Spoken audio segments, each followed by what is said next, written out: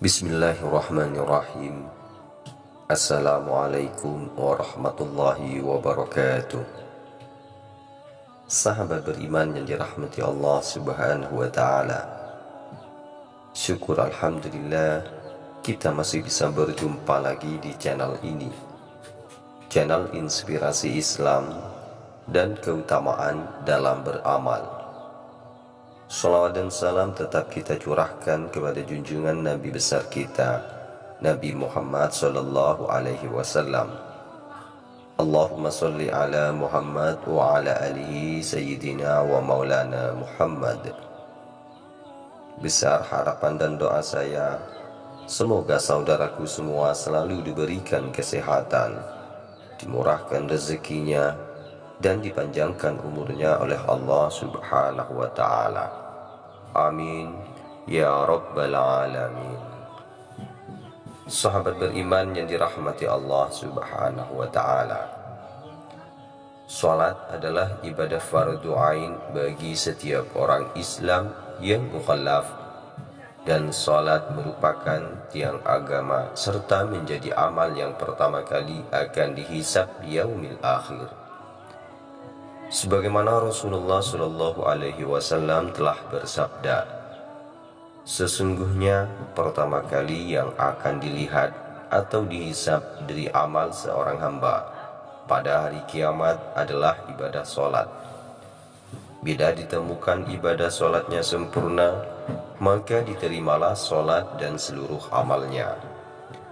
Apabila ditemukan sholatnya kurang, yakni tidak baik, maka ditolaklah sholatnya dan seluruh amalnya. Hadis riwayat At-Tabrani. Ada orang yang rajin sholatnya, namun sholat itu tidak mampu mencegah perbuatan kemungkaran. Mulutnya masih membicarakan aib orang lain, suka menggibah, menggunjing tetangga, bahkan tak segan untuk menghina dan merendahkan sanak saudara. Orang-orang ini berarti tidak merasakan manfaat dan kenikmatan dari sholat yang dilaksanakannya. Kemungkinan sholat-sholat orang itu tidak diterima oleh Allah subhanahu wa ta'ala. Allah subhanahu wa ta'ala berfirman, pada hari kiamat nanti ada orang yang membawa sholatnya kepada Allah subhanahu wa ta'ala, kemudian dia mempersembahkan sholatnya kepada Allah, lalu sholatnya dilipat-lipat seperti lipatnya pakaian yang kumal, kemudian dibantingkan ke wajahnya. Allah tidak menerima sholatnya. Masalah ibadah sholat merupakan urusannya dengan penciptanya. Diterima atau tidaknya sholat seseorang hanya Allah subhanahu wa ta'ala yang mengetahui. Diterimanya sholat seseorang terdapat beberapa tandanya. Berikut beberapa tanda-tanda Allah menerima sholat kita.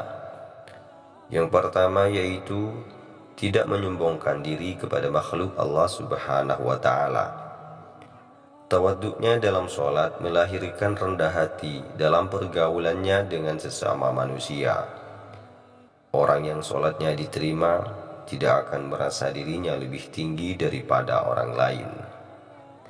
Tanda yang kedua, sholat yang dilakukan dengan selalu merendahkan diri. Sholat yang dilakukan dengan khusyuk, menjiwai, takut, dan merendahkan diri di hadapan Allah subhanahu wa ta'ala. Sikapnya selalu tawaduk karena keagungan Allah subhanahu wa ta'ala, rendah diri, tidak sombong, dan selalu mengagungkan kebesaran Allah, serta patuh terhadap segala aturan-aturan yang ditetapkan Allah dan rendah hati tidak angkuh.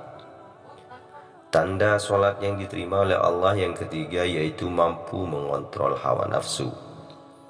Barang siapa sholatnya tidak membuatnya menjauhi kekejian dan kemungkaran, maka sholatnya hanya akan menambah dia akan jauh kepada Allah subhanahu wa ta'ala saja. Tanda yang keempat yaitu tidak mengulangi maksiat kepada Allah subhanahu wa ta'ala. Barang siapa sholatnya tidak membuatnya menjauhi kekejian dan kemungkaran, maka sholatnya hanya akan menambah dia akan jauh kepada Allah subhanahu wa ta'ala saja. Yang kelima yaitu orang yang menyayangi orang miskin.